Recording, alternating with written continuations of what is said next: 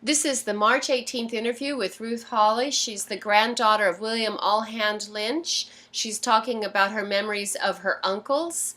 And in this short interview, we're going to talk about her Aunt Eva. What can you tell me about your Aunt Eva? Well, she was born a couple years after Harry, and my grandmother was getting older then, and the older kids helped, and they took care of uh, seeing that. By that time, their father had died and passed on, so they Uncle Ray saw to it that grandmother was lived in a very nice stucco bungalow there in Uni Place. Their backyard joined with Uncle Ray's backyard, and she lived there with her old school girlhood friends, Miss Tucker, Nina Tucker, and she was her companion and did the work, whatever it was.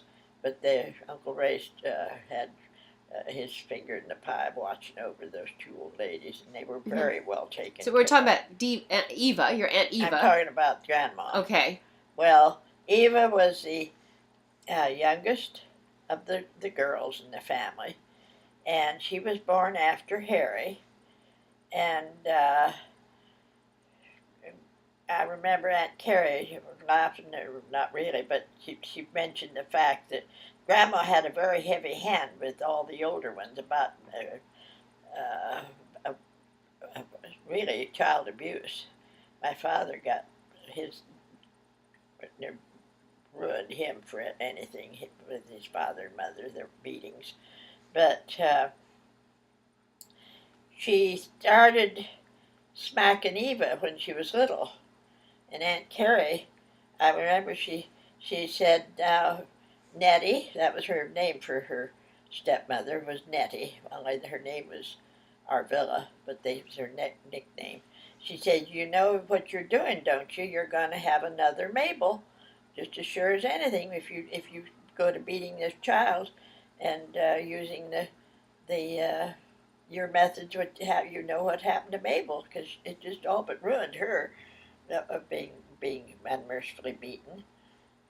But that was the way they did it. So anyway, Aunt Eva was a very cute little thing, and belonged toward the end of a big family, so she had the special attention. And her, I don't know, I guess father had was about the time he died that when that.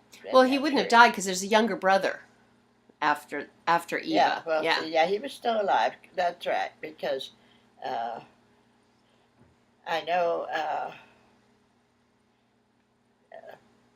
Eva was uh, just more of a toy for the family.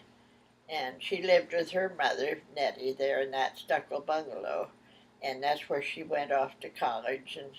And she was graduated and she became a teacher. And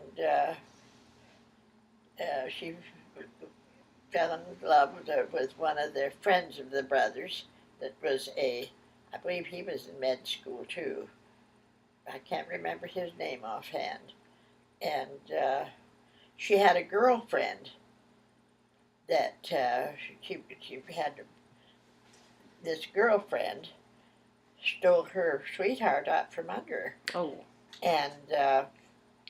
And Eva had no idea what was taking place when this took that. The name escapes me at the moment, but uh, this this girlfriend took this her intended sweetheart that she thought she was going to marry. They were that much to an understanding. Well, Eva uh, just collapsed from it. Mm-hmm. She took to her bed, and she was this Lenore. The girlfriend's name was Lenore, and they announced their engagement to be married. That they were going to go get married. It was a doctor, I believe, and he might have been a dentist, but I can't remember at the moment. But Lenore, and people told her that she should leave Lenore he included her on their dates and different things, you know, where she was, she was had this. Well, she wished she had left her because she stole her sweetheart out from under her. Uh-huh. Doctor. Well, anyway, it'll come to me eventually.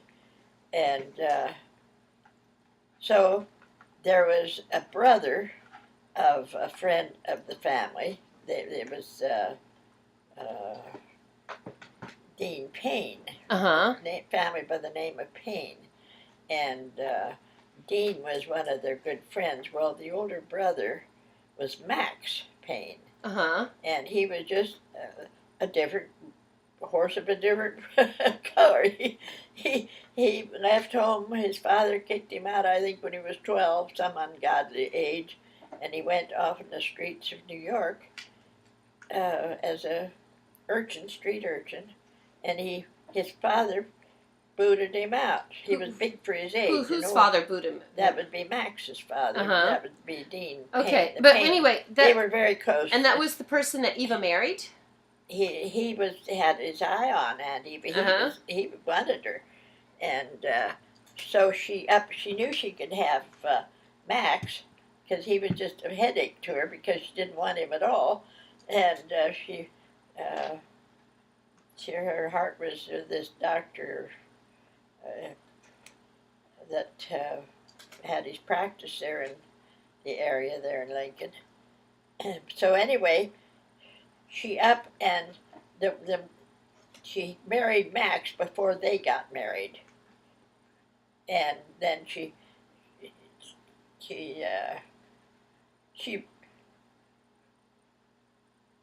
wouldn't even go on a honeymoon with him, or some funny thing that took place about a honeymoon with Max, and she left him in the honeymoon period and came home. He was left holding the bag with no wife. Some silly thing. So after. But anyway, she married Max, and they lived at. I remember visiting him there, this little town there out of Lincoln, and he was a very devoted husband. And did they have any children? No, they never had any kids. But he was so different from the other members of the Payne family. He was as good as gold, but he just was the type of person who would just set your teeth on edge. And he just managed to get his foot in his mouth, doing something wrong. And even the company that hired him, they took him out of his job because he made so many enemies there, and I forget the name of the town where they lived, Fremont or someplace like that, and he was taken by the company because whoever was in charge of the mix-up talked to some of the brothers. What will we do with him? What he did, he up and preached a sermon for the, I believe it was Presbyterian Church, one of the big churches there. It was quite a large, against the Catholics. And he didn't know anything at all of what he was talking about. But he preached a very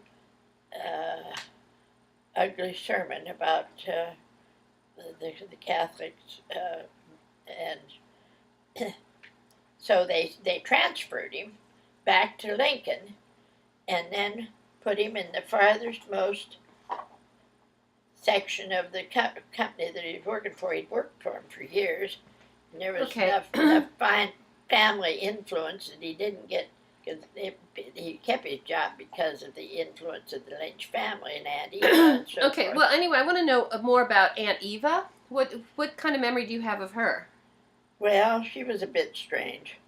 She was, in what way? Well, she'd get her foot in her mouth, too, and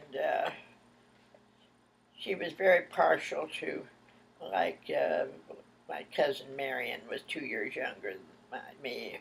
It was obvious that she couldn't do anything straight with the world. But however, she was always good to me. I have no complaints.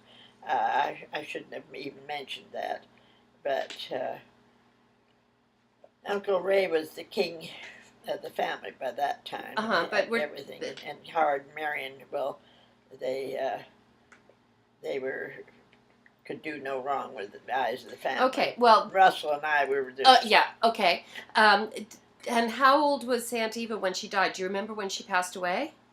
Well, it was after I was married, and I suppose she might have been in her mid-70s. Okay. Well, Because I think that's all the time we have for. there really isn't much to tell about her. Okay. Well, that's about all the time that we have. If we think of anything else, we'll come back. We'll come back to the interview. I can't remember her